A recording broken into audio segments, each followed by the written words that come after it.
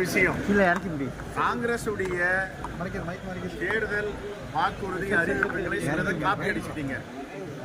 இரண்டாவது, இந்த தேர்தல் அறிக்கை எங்களதை எடுத்து நீங்க அட்லீஸ்ட் அதையாவது முழுமையாக நடைமுறைப்படுத்தணும். மகாலட்சுமி திட்டம் ஆண்டுக்கு 1 லட்சம் ரூபாய் இதெல்லாம் தெளிவுபடுத்தி இது காங்கிரஸ் வாக்குறுதி, பாஜக பின்பற்றுகிறது, ஒரு அருமையான தேர்தல் வாக்குறுதியை காங்கிரஸ் கொடுத்தது, இந்த தேசத்து மக்களுக்கானது, நாங்கள் அதை நடைமுறைப்படுத்தணும்னு சொல்லலாம். இது ஒன்று. இரண்டாவது, இந்த நிதிநிலை அறிக்கை என்பது மாநிலத்துக்கான நிதிநிலை அறிக்கையோ ஒரு தென்பகுதி வடபகுதி மேற்கு பகுதிக்கான தேர்தல் அறிக்கை இல்லை. இந்த தேசத்திற்கான நிதிநிலை அறிக்கை. இந்த தேசத்திற்கான நிதிநிலை அறிக்கை பீகாருக்கும் ஆந்திர பிரதேசத்துக்கும் மட்டுமான நிதிநிலை அறிக்கை இல்லை. தமிழ்நாடு முழுவதுமாக புறக்கணிக்கப்பட்டிருக்கு. இன்னைக்கு பாஜக தலைவர் உண்மைக்கு புறமான பல செய்திகளை சொல்றார். நாங்கள் இவ்வளவு கொடுத்தோம், அவங்க அவ்வளவு கொடுத்தாங்கன்னு.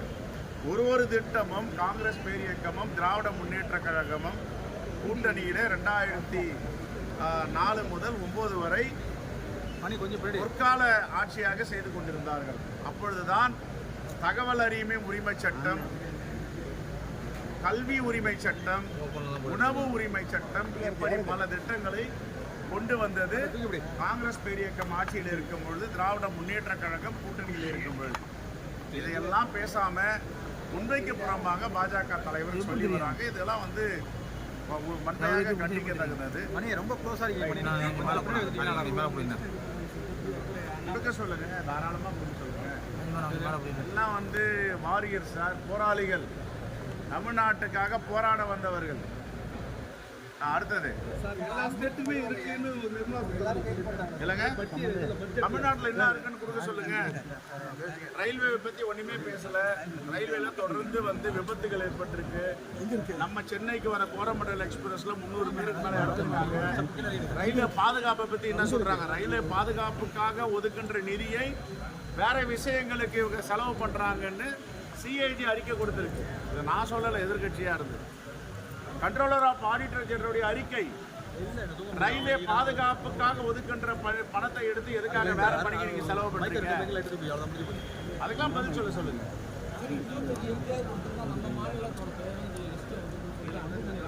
அது பிற்போக்குவாதிகள் அப்படிதான் பேசுறாங்க. 25 MP கொடுக்கலன்னா தமிழ் மாநிலம் தமிழ்நாடு புறக்கணிக்கப்படுமா? அது என்ன பேச்சு? அது பொது வாழ்க்கையில் இருக்கிற பேசுற பேச்சு. அது தமிழ்நாடு மக்கள் இதெல்லாம் கூர்ந்து கவனிச்சுட்டு இருக்காங்க. ஏற்கனவே அவர்களுக்கு ஜனநாயக ரீதியாக தண்டனை கொடுத்துருக்காங்க. உங்களுக்கு ஒரு இடமா கிடையாது. வருகின்ற 2026 சட்டப்பேரவை தேர்தலும் நோட்டாக்கு கீழே தான் உங்களுக்கு வாக்கு டெபாசிட் வாங்க மாட்டீங்கன்னு மக்கள் தீர்ப்பளிப்பாங்க. அது உதயமின் திட்டத்துல போயிட்டு இவங்க கையெழுத்திட்டதுனால தமிழ்நாட்டுடைய உரிமையை பறிகொடுத்தாங்க. அம்மையார் ஜெயலலிதா இருக்கும் போது உதயமின் திட்டத்தில் சேர்த்து மட்டும் இல்ல, அவங்க அறிக்கையே கொடுத்தாங்க. என்ன சொன்னாங்க? உதயமின் திட்டத்தில் சேர்ந்தால் தமிழ்நாட்டுடைய உரிமை பறிக்கப்படும். தமிழ்நாட்டுடைய மின்சார வாரியத்தினுடைய கடிவாளங்கள் எல்லாம் ஒன்றிய அரசுக்கு போய்விடும். நான் இதில் சேர மாட்டேன், தமிழ்நாட்டு மக்களுக்கு எதிரானதாகும் சொன்னார். அப்புறம் எதுக்கு அவங்க இறந்த பிறகு போய் கையெழுத்து போட்டாங்க?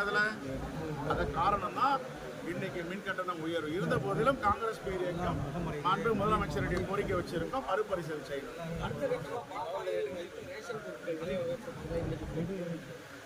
தேர்தல் காலத்தில் பாமாயில் ரேஷன் பொருட்கள் டண்டர் தள்ளி போனதுனால கொஞ்சம் தாமதம், விலை அதிகமானது ஒரு செய்தி இருக்கு. ஆனால் ஒருபோதும் மக்கள் மீது மாண்பு முதலமைச்சர் சுமையை வைக்க மாட்டார், உறுதியாக நம்புகிறேன்.